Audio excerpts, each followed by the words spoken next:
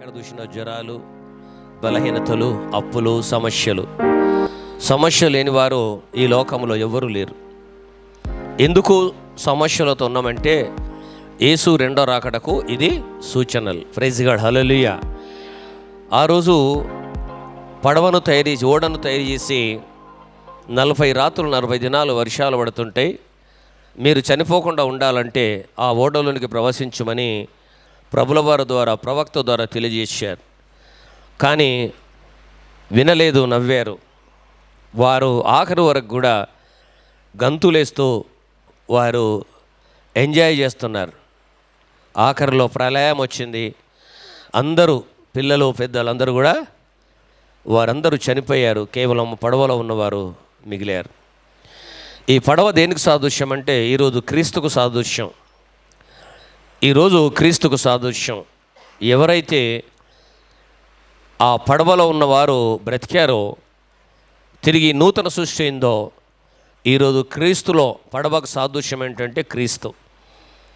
ఎవరైతే ఆయన మాట వింటారో, ఆయన మాట ఎలా వింటారంటే తన సేవకుల ద్వారా తన వాక్యాన్ని ప్రకటింపజేస్తున్నాడు. ఎవరైతే నా మాటలు విని ఆ వాక్కు ప్రకారం జీవిస్తారో వారు బ్రతుకుతారు, జీవిస్తారు. వారికి నూతన జీవితము దేవుడిస్తాడు. ఇందులో ఇది చాలా ప్రాముఖ్యమైన విషయం. అందుకనే ప్రభు మాట అంటాడు, మీరందరూ ఇరుకు మార్గంలో ప్రవేశించాలా. ఎట్లా ప్రవేశించాలండి?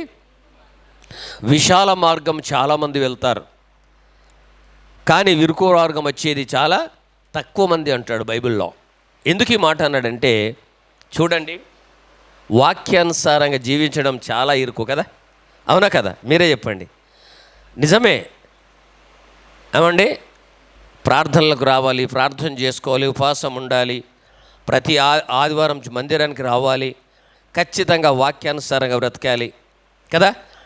ఇలా బ్రతకడం చాలా కష్టం. అందుకనే ప్రభు అంటాడు, దేవుని బిడ్డలకు ఇది సాధ్యం, కానీ దేవుని బిడ్డలు కాని వారికి అసాధ్యం. ఈ రోజుల్లో 100% క్రైస్తవత్వం ఉంటేనే దేవుని రాజ్యం పోతాం. తప్పు చేయని వాళ్ళు ఈ లోకంలో ఎవరు లేం. దేవుడు తప్పు చేసిన వాళ్ళందరినీ శిక్షిస్తే ఈ లోకంలో ఎవరు బ్రతకరు. కానీ క్రీస్తు అనే మధ్యవర్తి యేసుక్రీస్తు దేవుడు మనం చేసిన పొరపాటును ఆయన క్షమిస్తున్నాడు. మనం ఎప్పుడైతే ఒప్పుకుంటామో క్షమిస్తాడు. కానీ ఈ రోజుల్లో ఆయన సువార్తను ప్రకటిస్తున్నాం, నేను వస్తున్నాను, మీరు ఎప్పుడైనా మారు మనసు పొందండి, రక్షణ తీసుకోండి, ఈ లోకం అంతం కాబోతుందని చెప్పినప్పుడు ఈరోజు కూడా జనాలు ఈ లోకంలో ఒక ఎంజాయ్మెంట్లు ఉన్నారు. ఇరుకు మార్గంలో ప్రయాణం చేయకుండా ఎక్కడ విశాలం ఉందో అక్కడ పరిగెత్తుతున్నారు. మీరందరూ గమనించండి, క్రైస్తవత్వం ఈ రోజులో ఎలా అయిపోయిందంటే టైంపాస్ అయింది. క్రైస్తవత్వం ఏంది ఈరోజు?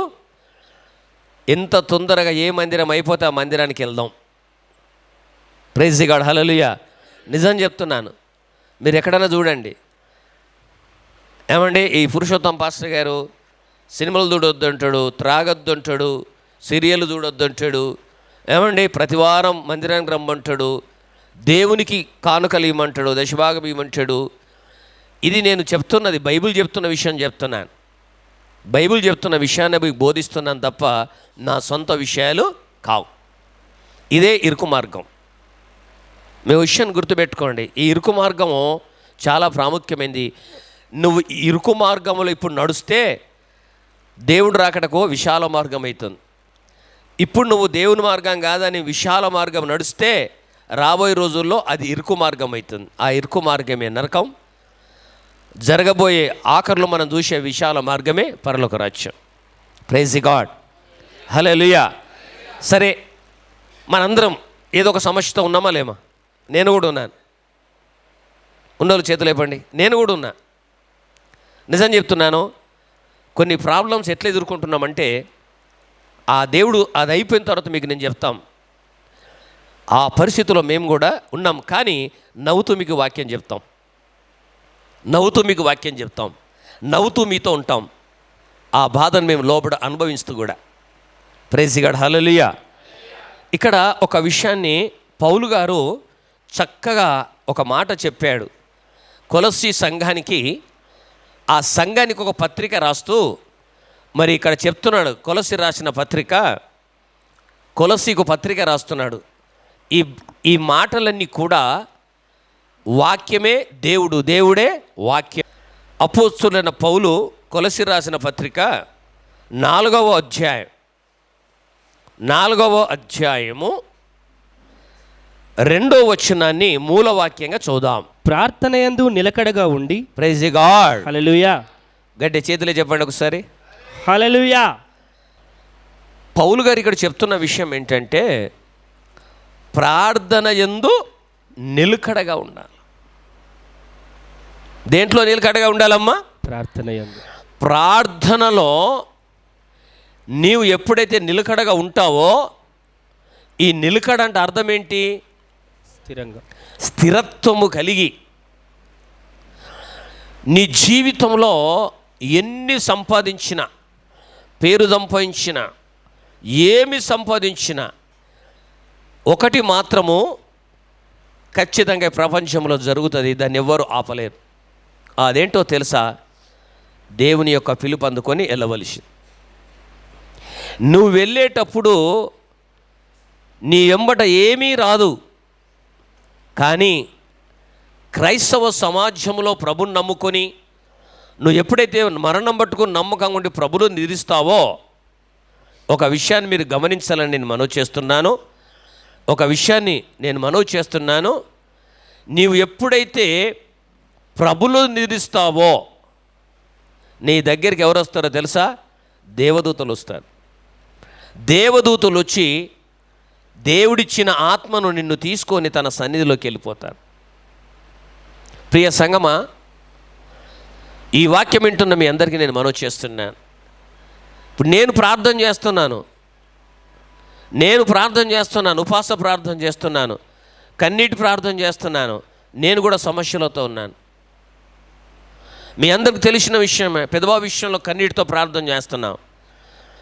సాగర్ వాళ్ళు ప్రాబ్లంలో ఉన్నారు, పాప విషయంలో ప్రార్థిస్తున్నారు.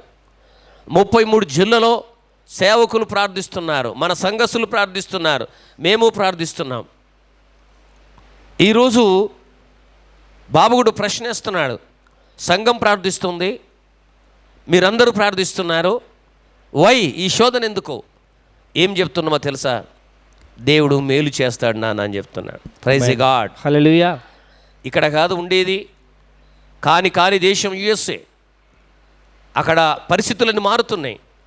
మేము రాత్రి పగలు మాత్రము ఎంత శోధన ఉన్నా మేము ప్రార్థిస్తున్నాం తప్ప మా ప్రార్థన తగ్గడము లేదు. మేము ప్రార్థన యందు నిలకడగా ఉన్నాం. ఎవరైతే ప్రార్థనలో నిలకడగా ఉంటారో వారి జీవితంలో ఈరోజు నిన్ను కష్టాలు ఎదుర్కొంటున్నావు, బాధలు ఎదుర్కొంటున్నావు, వ్యాధులు ఎదుర్కొంటున్నావు, ఆ ప్రార్థన ఒక రోజు నీ జీవితంలో ఆనందం కలుగజేస్తుంది. అందుకనే ప్రియా దేవుని బిడ్డలారా, దేవుడు అన్నిస్తాడు, కానీ కొన్ని సమయంలో మనకు కొన్ని శోధనలు ఎదురైనప్పుడు అందులో నిలబడి ప్రార్థించేవారు దేవునికి ఇష్టం. Praise the God. మీ అందరికి తెలుసు, పాస్టర్ గారు రాత్రి పగలు వాక్యం చదువుతూ ప్రార్థిస్తుంది. రాత్రి పగలు నేను ప్రార్థిస్తున్నాను. కనుక ఈ ప్రార్థన యందు ప్రభు నేను అడిగినప్పుడు ప్రభు నాకు చెప్తున్న విషయం ఏంటంటే, నువ్వు ప్రార్థన యందు మీరు నిలకడగా ఉండండి. Praise the God. హల్లెలూయా. దీని అర్థం ఏంటంటే, ఎప్పుడైతే కష్టాన్ని చూసి పారిపోకుండా ప్రార్థన యందు నిలకడగా ఉంటామో, నీ జీవితంలో ఏది కాదు అనుకుంటున్నావో దేవుడు అది సక్సెస్ చేస్తాడు. Amen. Praise the God. Hallelujah. Hallelujah. Hallelujah. గట్టి చెప్పండి హల్లెలూయా. హల్లెలూయా. ఇప్పుడు మనం చేయవలసింది ఏంది? మన సమస్యలు, మన బాధలు, మన వ్యాధులు పోవాలంటే మనం చేయవలసింది ఏంది? ప్రార్థన యందు నిలకడగా. అనగా నువ్వు చేయవలసిన ప్రార్థన తగ్గకూడదు, నీ వాక్యం తగ్గకూడదు. నువ్వు ప్రార్థనలు ఎప్పుడు కూడా బలంగా నిలబడని నీ వాక్యం చెప్తుంది. ఇంకేమంటుండు చదువు. కృతజ్ఞత గలవారై దాని యందు మెలకువగా ఉండుడి, మరియు నేను బంధకములలో ఉంచబడుటకు కారణమైన క్రీస్తు మర్మమును గూర్చి నేను బోధింపవలసిన విధమే గాని ఆ మర్మమును వెల్లడిపరచునట్లు వాక్యము చెప్పుటకు అనుకూలమైన సమయము దేవుడు దయచేయవలెనని మా కొరకు ప్రార్థించుడి.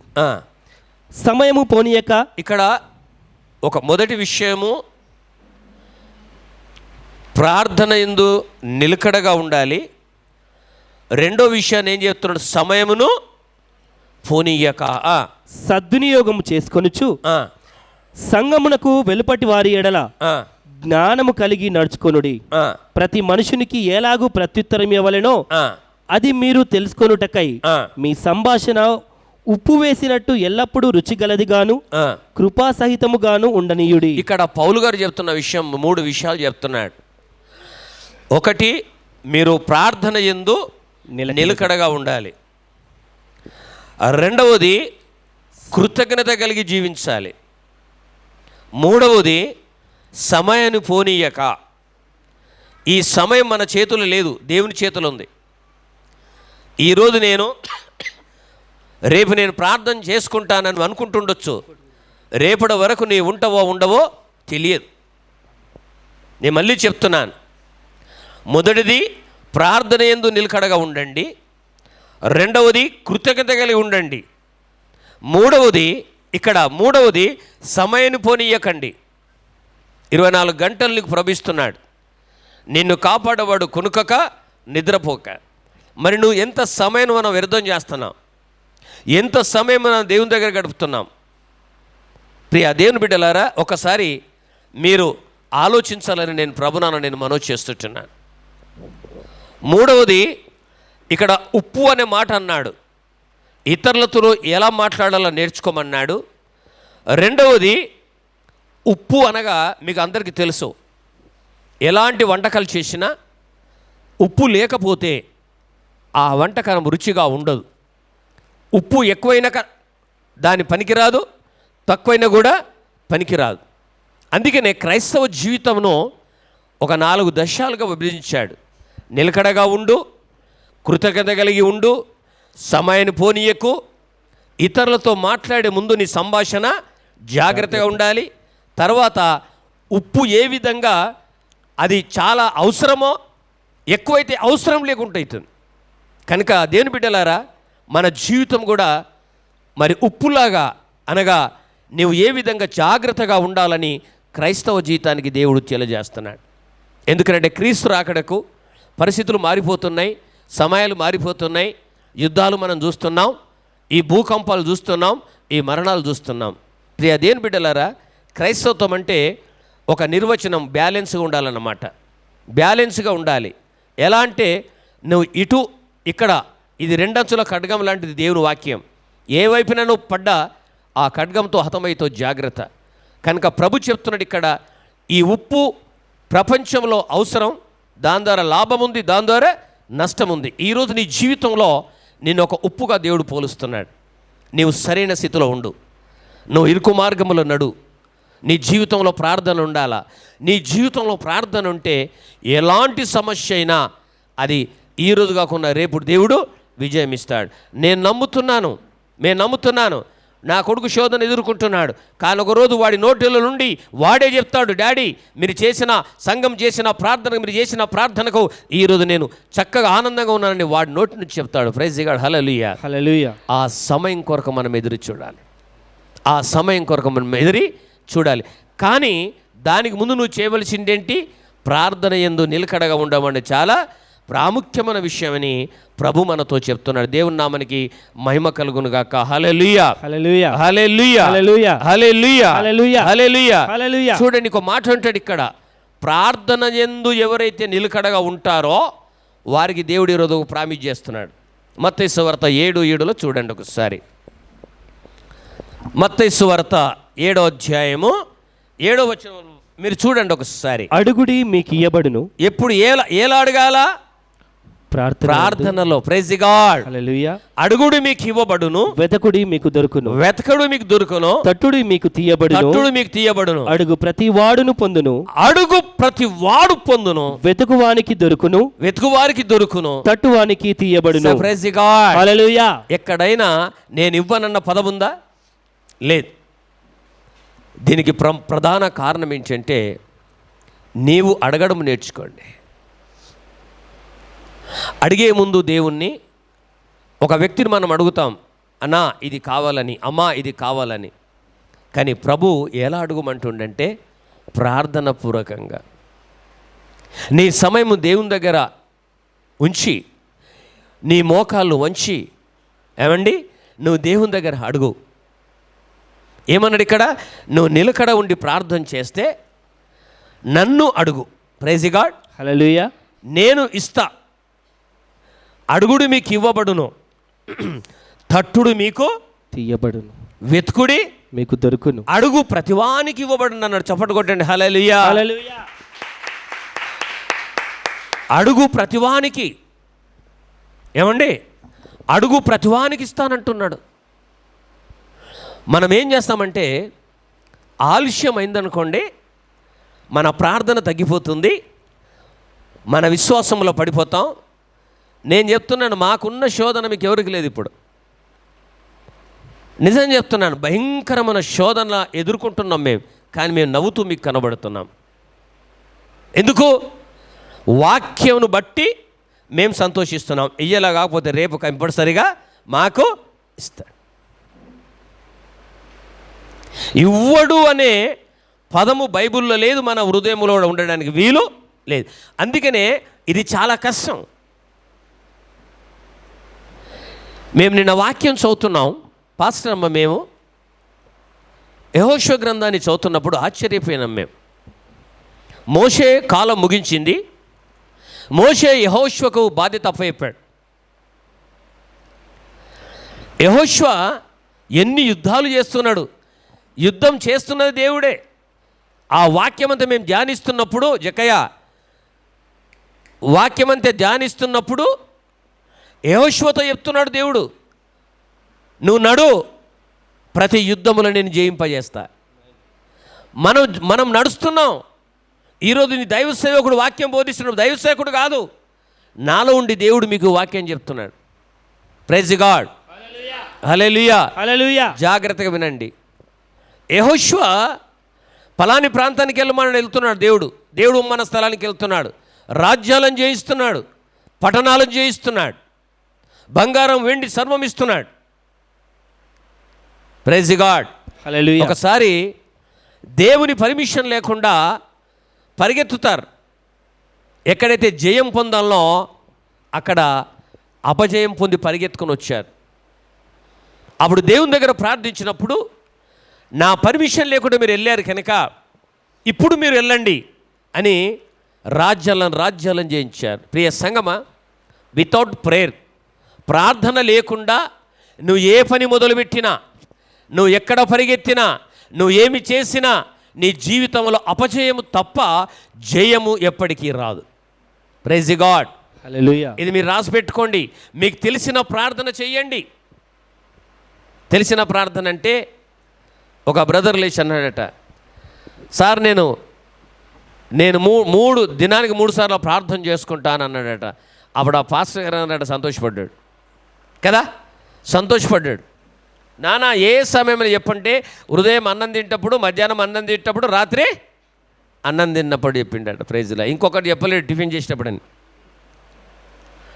హల్లెలూయా, హల్లెలూయా. మేము దినానికి 3 సార్లు ప్రార్థన చేస్తుంటే పాస్టర్ గారు సంతోషపడ్డాడు. నానా చెప్పు, సంఘం బలపడుతుందని చెప్పాడు. బలపడుతుందా పాడవుతుందా? ఏముంది అక్కడ? అన్నం తింటప్పుడు ప్రార్థన చేసుకుంటాడట, ప్రొద్దున మధ్యాహ్నం ప్రార్థన చేసుకుంటాడట, రాత్రి ప్రార్థన చేసుకుంటాడు. ఇంకా టిఫిన్కి ఎవరు ప్రార్థన చేయాలంటే నేను చేస్తలేను అన్నాడట. Praise God. ఇది ప్రార్థన కాదండి. దయచేసి తినేటప్పుడు ప్రార్థన చేసుకోండి. నీ వ్యక్తిగత జీవితంలో prayer is that is most important.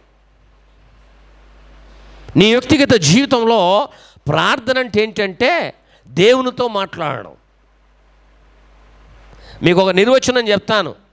దేవునితో ఎలా మాట్లాడాలంటే, నూతనంగా వివాహమైన భార్యాభర్తలు వారెంత హ్యాపీగా ఉంటారు, సంతోషంగా ఉంటారు. వారు మాట్లాడుకుంటే దినము రాత్రి ఏర్పడదు. ఈరోజు నువ్వు దేవునితో ఆ విధంగా నువ్వు మాట్లాడాలని చెప్తాడు భక్తుడు. చప్పడు కొట్టండి ఒకసారి, గట్టిగా కొట్టండి. Praise God, hallelujah. మరి బైబిల్ గ్రంథంలో ఇంత స్పష్టంగా చెప్తున్నాడు. ఎలా చెప్తుండంటే, నువ్వు ఎలా ప్రార్థించాలి, నువ్వు ఎలా అడిగితే నువ్వు ఏదైతే నీకు అవసరం ఉందో నేను ఇస్తాను. దేవుడు ఇక్కడ ఒక కండిషన్ పెట్టాడు. నువ్వు అడిగే విధానం నేర్పాడు మనకు. ఆయన ఏ విధంగా ఇస్తానని నేర్పుతున్నాడు. ఆయన యుద్ధం చేస్తున్నాడు. యుద్ధం చేసే సమయంలో దేవుని దగ్గర ప్రార్థన చేశాడు, ప్రభువా నేను జయించాలంటే సూర్యుడిని ఆపేయి, చంద్రుడిని ఆపేయి, ఈ సృష్టిని ఆపమని ప్రార్థన చేశాడు యెహోషువ.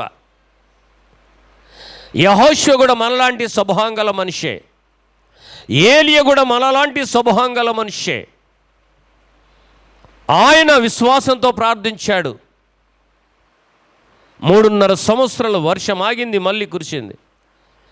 యెహోషువ దేవుని దగ్గర మోకాళ్ళని అంటున్నాడు, ప్రభువా తండ్రి ఈ సూర్యచంద్రుని ఆపేయమన్నాడు. కాలచక్రమును ఆయన విజయం పొందిందాకా ఆ సమయమును ఆపేశాడు. గట్టిగా చప్పట్లు కొట్టాడు. ప్రియ దేవుని బిడ్డలారా, ఈరోజు మనం చేసే ప్రార్థనకు సూర్యచంద్రులను ఆపిన దేవుడు ఈరోజు ఈ లోకానుసరమైన సమస్యల నుండి, ప్రాబ్లం నుండి మనం బయటికి రామా? వస్తాం. కానీ మన ప్రార్థన నిలకడగా ఉందా? మన ప్రార్థనలో శక్తి ఉందా? మన ప్రార్థనలో బలం ఉందా? మన ప్రార్థనలో ఉప్పు వేసినట్లుందా? ఒక్కసారి ఈ వాక్యం ద్వారా దేవుడు మనలను బలపరుస్తున్నాడు. ఏమాత్రం మనలో ప్రార్థన లేకపోతే, ఏమాత్రం మనం ప్రార్థనలో ఎదగకపోతే ఇప్పుడైనా ఈ సమయములన్నా మీరు తెలుసుకోవాలని నేను ప్రభునామం మనవి చేస్తున్నాను. 30 సంవత్సరాలు మీకు పరిచర్య చేసుకుంటూ వస్తున్నాను. ఎంతకాలమో తెలియదు. సంఘం బలపడాలని ప్రభునామం మనవి చేస్తున్నాను. నా ఉద్దేశం ఒకటి, ఒడ్డెడిపల్లి అయినా నిజామాబాద్ అయినా మీరందరూ ఆశ్రయింపబడాలా. మీరందరూ ఏ అప్పులతో అనారోగ్యంతో ఉండకూడదనే మా వ్యక్తిగత ప్రార్థనలో రాత్రి బయలు మేము ప్రార్థిస్తున్నాం. Praise the God. హల్లెలూయా. మరి మీరేం చెయ్యాలి? మీరేం చెయ్యాలి? మీరు కూడా నిలకడంగా ఉండి ప్రార్థించడం నేర్చుకోండి. నువ్వు ఎంత కాలమైతే నువ్వు ప్రార్థన చెయ్యరో, ప్రార్థన చెయ్యని వారు దేవుణ్ణి అడగరు. దేవుణ్ణి అడగకపోతే దొరకదు. ప్రార్థించేవారు దేవుణ్ణి అడుగుతారు, దేవుడు ఇస్తాడు. ఎందుకొరకు ఈ ప్రార్థనలు, శుక్రవారం ప్రార్థనలు, బుధవారం ప్రార్థనలు ఎందుకు పెడుతున్నామో తెలుసా? కొన్ని మందిరాల్లో అయితే శనివారం ప్రార్థనకు వచ్చిన వాళ్ళకే బలిస్తారు. కొంతమంది అయితే శనివారము రాత్రంతా అక్కడ ఉపవాసములు ఉండాలా, తెల్లారి బలిస్తారు. నేను ఎందుకు చెప్తున్నానంటే, బిజినెస్ చేసుకునేవారు ఉన్నారు, వ్యాపారాలు చేసుకునేవారు ఉన్నారు, కుదరదు. ఫ్రైడే ఉంది ప్రార్థన. నేను జ్వరంతో ఉన్నాను, భయంకరమైన జ్వరం, హెడ్ఏక్. ఇప్పుడు కూడా నేను కొద్దిగా బలహీనంగా ఉన్నాను. అయినా నన్ను దేవుడు వెళ్ళమన్నాడని ఒడ్డెడిపల్లికి వెళ్ళాను. చాలామంది వచ్చారు. అమ్మగారికి చెప్పాను, మీరు ఇక్కడ ఉండండి, నడిపిమ్మని చెప్పాను. అమ్మగారు ఇక్కడ ఉన్నారు, నేను అక్కడికి వెళ్ళాను. అదేంటో తెలియదు. మరి అమ్మగారు ఎందో ఉదయకాలం 5 గంటల వరకు నిద్రపోలేరు. 5 o'clock వరకు దేవుని స్తోత్రం చెప్తూనే ఉన్నది, అసలు నిద్రపోలేదు. నిన్నటి రోజు నేను ఒడ్డెడిపల్లికి వెళ్తాను, నేను అన్నాను ఇక్కడ ఉండమన్నాను. లేదు, నేను దేవుని సన్నిధిలో ఒప్పుకున్నా కనుక అక్కడికి వెళ్ళింది. అందుకని మార్నింగ్ మీకు నేను వాట్సాప్లో నేను వచ్చాను. సరే, ఓకే, ప్రైజ్ గాడ్, హల్లెలూయా. ఈరోజు మీరు నేర్చుకున్న విషయం ఏంటి? ఏం చేయాలి మనం కావాలంటే? ప్రార్థనలో నిలకడ. చెప్పండి, మీరు అందరు నోరు రిప్పాలా. ప్రార్థనలో నిలకడగా. నీ అవసరం తీర్చాలంటే ఏం కావాలి? ప్రార్థన చేయడం వేరు, ప్రార్థనలో నిలకడగా ఉండడం వేరు. నిలకడగం అంటే నువ్వు చేసిన ప్రార్థన ఇంకా ఇంప్రూవ్మెంట్ కావాలి, కానీ ఇంకెనకకు రావడానికి వీలు. చూడండి, అపర్ణ సాక్ష్యం చెప్పింది. మా పాప ఫస్ట్ క్లాస్ పాస్ అయింది, ఫస్ట్ ర్యాంక్ వచ్చిందని. కానీ 3rd ర్యాంక్ 4th ర్యాంక్ వచ్చిన వాళ్ళు ఎంత బాధపడి ఉండొచ్చు? తల్లిదండ్రులకు స్వార్థం ఉంటుంది, ఎందుకు మా పిల్లలే ఫస్ట్ రావాలని కదా. Praise God, hallelujah. మరి ఎప్పుడైతే 2nd ర్యాంక్ వచ్చిందో సంతోషపడ్డావా? ఎందుకు పడలేదు? మళ్ళీ ఫస్ట్ రావాలని. మరి యేసుక్రీస్తు వారు కూడా నువ్వు చేసే ప్రార్థన నీవు ఇంకా ఫస్ట్లో ఉంటే సంతోషపడతాడా, లేక నీ ప్రార్థన తగ్గితే సంతోషపడతాడా? చెప్పండి, మీరు చెప్పండి. మీ పిల్లలకు ర్యాంక్ కావాలి, మీ పిల్లలకు గోల్డ్ మెడలిస్ట్ కావాలి, మీ పిల్లలు స్కూల్లో ఫస్ట్ రావాలి, ఇంకెవరు రావద్దు, ఇంకా పిల్లలు రావద్దు, అంతే కదా. నిస్వార్థం కదా ఇది, అవునా కదా? అవునా? మా పిల్లలే ఫస్ట్ రావాలి, మా పిల్లలకే గోల్డ్ మెడల్ రావాలి, మా పిల్లలే ఏమండి క్లాస్ లీడర్ ఉండాలా. ఓకే, మరి యేసు ప్రభు కూడా కోరుకోడా నా బిడ్డలే నా దగ్గర ప్రార్థించాలా, నా బిడ్డలే బలంగా ఉండాలా, నా బిడ్డలకు నేను కూడా గోల్డ్ మెడల్ ఇస్తాడు. మీ పిల్లల గురించి ఆలోచిస్తున్న మీరు ఎన్ని గంటలు ప్రార్థన చేస్తున్నారు? ప్రభు గత రాత్రి నాకు చెప్పాడు కనుక మీకు నేను చెప్తున్నాను. విని మీ హృదయంలో దాచుకొని ఈ వాక్యానుసారంగా మీరు నడిస్తే మీకు ఇప్పుడున్న సమస్య మీ లైఫ్లో ఉండదు. Praise the God. ఇది ప్రభు మాటను బట్టి నేను చెప్తున్నాను, నా మాటలు కావు. మీ అందరికీ తెలిసిన విషయం, నా మాటలు కావు. Praise God, hallelujah. హల్లెలూయా. మీరు ఇది అర్థం చేసుకోవాలని నేను మనవి చేస్తుంటున్నాను. దేవుడు సూర్యచంద్రులను ఆపేసిన దేవుడు ఈరోజు నీతో ఉన్నాడు. ఒక మాట అంటాడు, కీర్తన గ్రంథం 55వ అధ్యాయం. కీర్తన గ్రంథం మీరు దయచేసి రాసుకోండి. ఈరోజు నుంచిన్న మీ జీవితంలో మార్పు తెచ్చుకోండి. కీర్తన గ్రంథం 55వ అధ్యాయం దయచేసి 16, 17 వచనములో దేవుని వాక్యం ఇలా చెప్తుంది. చూడండి ఒకసారి. అయితే నేను దేవునికి మొరపెడుతును, యెహోవా నన్ను రక్షించును. యెహోవా నన్ను రక్షించును. ఎప్పుడు? ఆయనకు మొరపెట్టి నువ్వు నిలకడగా ఉండి దేవుని దగ్గర మొరపెట్టినప్పుడు ఆయన నీకు ఏం చేస్తాడు? రక్షించును. ఏం చేస్తాడు చెప్పండి? రక్షించును. అమ్మా నోరు లేవా? ఆడుకోవడానికి వచ్చారా? ఏం చేస్తాడు ఆయన? గట్టి చెప్పండి. Praise God, hallelujah. హల్లెలూయా. ఎప్పుడు రక్షిస్తాడు నిన్ను? ఎప్పుడు రక్షిస్తాడు ఆయన నిన్ను? ప్రార్థనలో నిలకడగా ఉండి ఆయనకు మొరపెట్టినప్పుడు. ఇక్కడ వాక్యం చెప్తుంది, అయితే నేను దేవునికి మొరపెట్టినప్పుడు, మనుషులకు కాదు. ఎవరికి? దేవునికి. చెప్పండి, ఎవరికి? దేవునికి. దేవునికి నువ్వు మొరపెట్టాలా. ప్రార్థన వేరు, మొర వేరు. మొర అంటే ఎలా ఉంటుందో తెలుసా? ఒక వ్యక్తి ప్రభులో నిరీస్తే ఎలా ఏడుస్తామంటే మనం చక్కెరచి పడిపోతాం. దేవుని దగ్గర హన్నా ప్రార్థించింది, అన్నా మొరపెట్టింది, సొమ్ము సెల్లి పడిపోయింది. దేవుడు ప్రార్థన విన్నాడు. ఈరోజు నీ జీవితంలో నిన్ను రక్షించాలంటే సాతాను ఒకవేళ నిన్ను వెంబడిస్తున్నాడేమో, నీ కుటుంబాన్ని వెంబడిస్తున్నాడేమో, నీ శరీరాన్ని వెంబడిస్తున్నాడేమో, నీ పిల్లలు వెంబడిస్తున్నాడేమో. నువ్వు చేయవలసింది ఏంటో తెలుసా? దేవుని దగ్గర మొరపెట్టండి. కూర్చోండి దేవుని దగ్గర. ప్రభువా ఇది నాకు ఇచ్చిందా కాదని కూర్చోండి. ప్రభువా దీనికి నాకు ఆన్సర్ ఇచ్చిందా కాదని నేను వెళ్ళనని కూర్చోండి. దేవుడు నీ మొరను వింటా అని చెప్తున్నాడు. Praise the God, hallelujah. Hallelujah. హల్లెలూయా. నీవు దేవునికి మొరపెట్టుకొందును, యెహోవా నన్ను రక్షించును. నువ్వు మొరపెట్టేదాకా నేను రక్షించడు. నువ్వు ఎప్పుడైతే మొరపెడుతున్నావు, చదువుకున్న పిల్లలైనా పెద్దలైనా ఎవరైనా, నువ్వు ఎప్పుడైతే మొరపెడతావో దేవుడిని రక్షించు.